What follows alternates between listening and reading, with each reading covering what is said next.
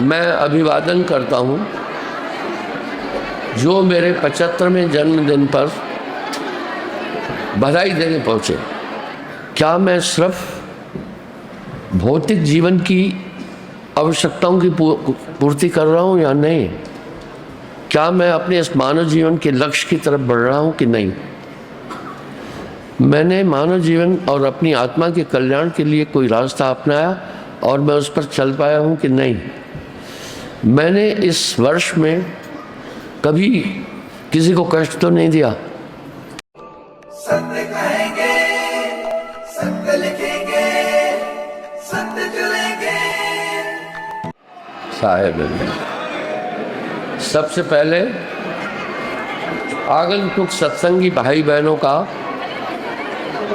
मैं अभिवादन करता हूँ जो मेरे 75वें जन्मदिन पर बधाई देने पहुँचे।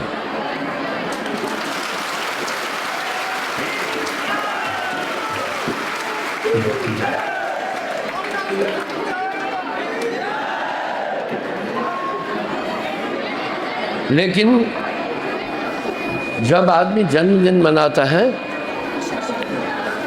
उसे एक बात सोचनी चाहिए उस समय, वो ये कि आज मेरे जीवन के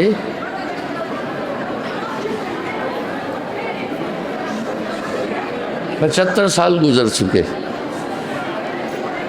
हर आदमी को सोचना है ये साल मेरा गुजरा, इसमें मैंने कौन कौन सी गलतियां की। क्या मैंने समाज के लिए, उसके कल्याण के लिए कोई काम किया है? जिस भूमि पर हम जन्मे हैं उसके प्रति भी हमारा कर्तव्य है ये सोचना है कि हमने अपने राष्ट्र के लिए, अपनी मातृभूमि के लिए कोई कार्य किया या सिर्फ हम अपने स्वार्थ के लिए जिए। हमारा माता पिता के प्रति भी कर्तव्य है, राष्ट्र के प्रति भी कर्तव्य है, मानवता के प्रति भी कर्तव्य है। मनुष्य सृष्टि का सर्वश्रेष्ठ प्राणी है, इसमें ज्ञान तत्व विशेष है, इसलिए इस अवसर पर सोचना होगा। दूसरा उसे ये सोचना होगा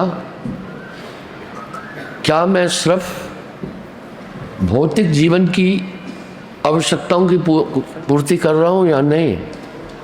क्या मैं अपने इस मानव जीवन के लक्ष्य की तरफ बढ़ रहा हूँ कि नहीं?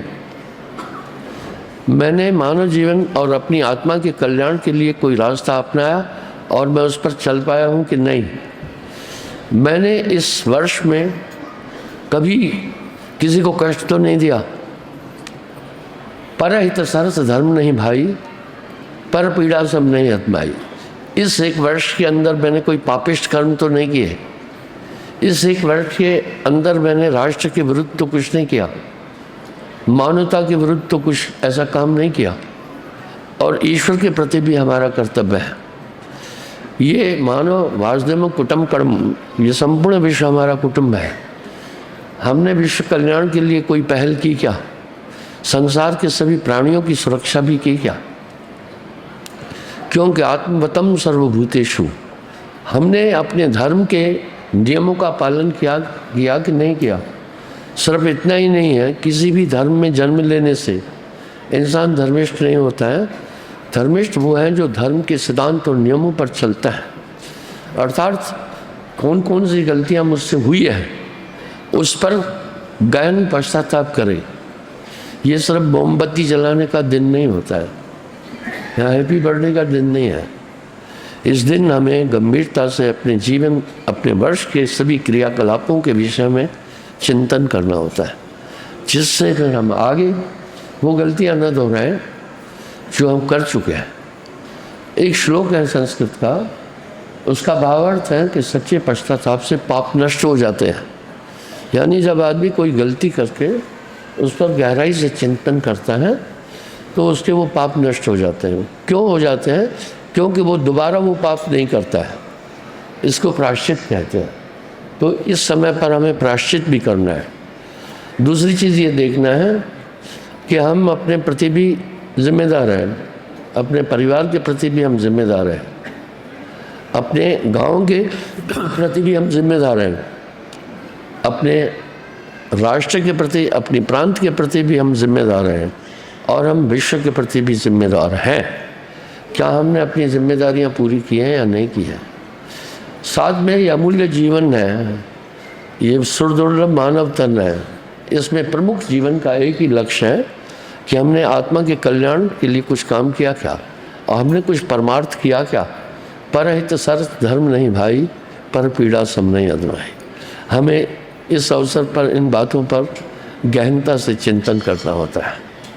ये दिन सिर्फ ढोल धमाके का नहीं है। धन्यवाद।